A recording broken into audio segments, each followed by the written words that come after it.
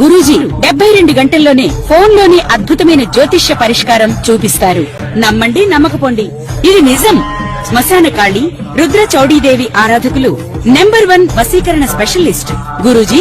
మనిషి పుట్టుక నుండి చనిపోయే వరకు వచ్చే అన్ని క్లిష్టమైన సమస్యలకు పరిష్కారం ఇక్కడ లభిస్తుంది. విద్య, ఉద్యోగం, వ్యవహారం, స్త్రీ ప్రేమ, పెళ్లి, సంతానం, స్త్రీ పురుష వశీకరణం, భూవశం, భార్యాభర్తల కలహాలు, కోర్టు సమస్యలు, విడాకుల సమస్యలు, చేతబడి, అప్పుల బాధ, ఇంకా మీకు ఎలాంటి సమస్యలు ఉన్నా 72 గంటల్లోనే. అందరికీ నమస్కారం. ఓం గం గణపతి నమః. ఓం నమః శివాయ. ఓం శ్రీమాత్రే నమః. జ్ఞానానందమయం దేవం నిర్మల స్ఫటికాకృతం ఆధారం సర్వవిద్యానాం హయగ్రీవం ఉపాస్మయే. సో ఈసారి వెరైటీగా మనము ప్రతిసారి చంద్రుడు, కుజుడు, శుక్రుడు, గురు సంచారం, శని సంచారం ఇవే చేస్తూ ఉన్నాం కదా. కుజ శని సంచారం ఇవన్నీ బాగా ఎక్కువ చేసాం కదా. సో ఇప్పుడు ఏంటంటే మనము రవి రారాజు, మనకి నవగ్రహాల్లో రారాజు ఎవరు అని అంటే రవి అంటే సూర్యుడు. సో ఈ సూర్య సంచారం గురించి మనం తెలుసుకుందాం. సో ఇప్పుడు ఏంటంటే రవి సంచారం మనకి కర్కాటక రాశిలో జూలై 16వ తారీఖున జరుగుతుందన్నమాట. సో ఎప్పుడైతే రవి సంచారం మెయిన్గా 2 రాశుల్లో జరిగినప్పుడు కాలం మొత్తం కాలగణన మనం చూసినట్టయితే కాలం మొత్తం పెద్ద మార్పులోకి గురవుతుంది. ఒకటి మకర రాశి సంచారం, అంటే మకర సంక్రమణం ఎప్పుడైతే రవి జరుగుతాడో అప్పుడు మనకి వేసవి అంటారు చలి తాపం తగ్గి వేసవికి వెళ్తూ ఉంటాం అనమాట. అప్పుడు స్టార్ట్ అవుతుంది. అది స్టార్టింగ్ పాయింట్ మనకి మకర రాశిలో రవి సంచారం జరిగినప్పుడు మనం మకర సంక్రాంతి అని కూడా అంటాము మనము. సో అక్కడ పంటలు కోయటం, కొత్తగా మనం సంక్రాంతి జరుపుకోవటము, కొత్త పంట వచ్చిన సందర్భంగా అందరికీ పంచడము ఆ పంటని, అలాగే దైవ సమర్పణ చేయటం, తర్వాత మనం కూడా అందరం సెలబ్రేట్ చేసుకోవడము సంక్రాంతికి మూల కారణం అవుతుంది. సో అది తర్వాత మనకి అప్పటి నుంచి ఏమవుతుందంటే రవి ఎప్పుడైతే మకర రాశిలో సంక్రమణం జరిగినప్పుడు మనకి కాలాన్ని చూసినట్టయితే కూడా చెప్పాం కదా, చలికాలం నుంచి మెల్లిగా వేసవి తాపానికి గురయ్యే టైం, అంటే భూమి గురయ్యే టైము స్టార్ట్ అవుతుంది. ఎలా అంటే అప్పుడు ఏంటంటే రవికి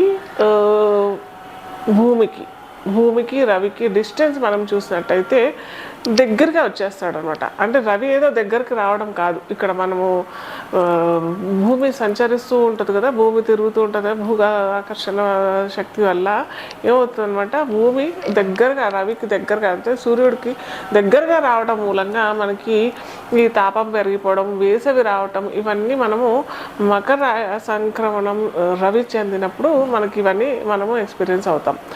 అది ఒక పెద్ద మార్పు, కాలంలో ఒక పెద్ద మార్పు అయితే మకర రాశి సంక్రమణం.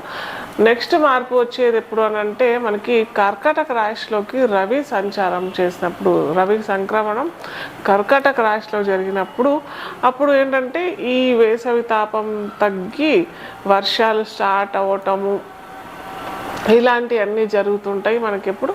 ఎప్పుడైతే రవి కర్కాటక రాశిలో ప్రయాణం చేసినప్పుడు అప్పుడు మనం దాన్ని దక్షిణాయనం అని అంటాం.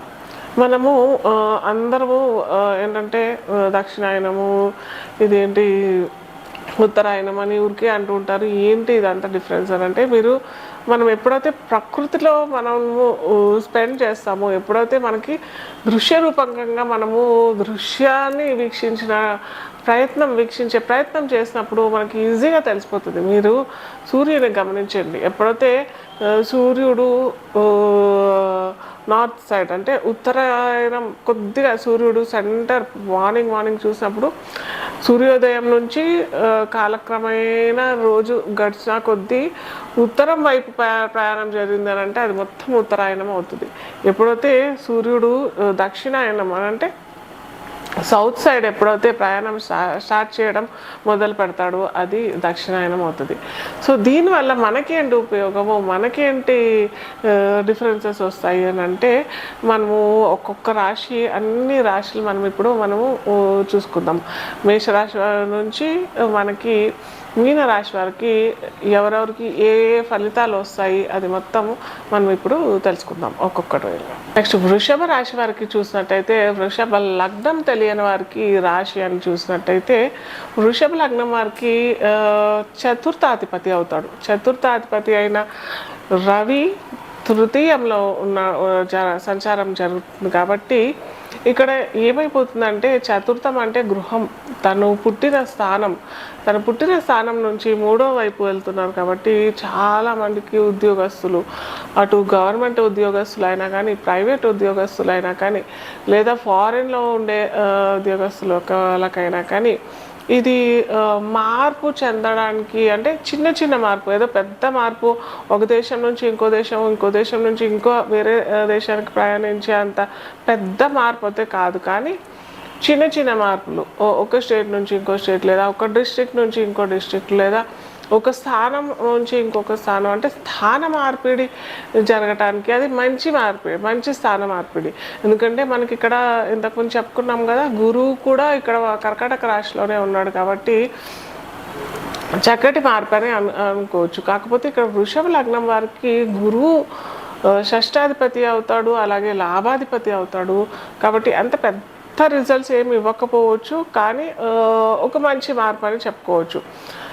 పెద్ద మార్పు అంటే ఏదో పెద్ద ఇంక్రిమెంట్తోనో లేకపోతే పెద్ద ప్రమోషన్ వచ్చి మీకు మంచి ఇంక్రిమెంట్ వచ్చేస్తుందో అన్నట్టు కాకపోయినా కానీ బెటర్ రిజల్ట్స్ అని చెప్పుకోవచ్చు. ఇప్పుడున్న దానికి వచ్చేదానికి కొంచెం బెటర్ రిజల్ట్స్ వచ్చే అవకాశాలు చక్కగా ఉంటాయి.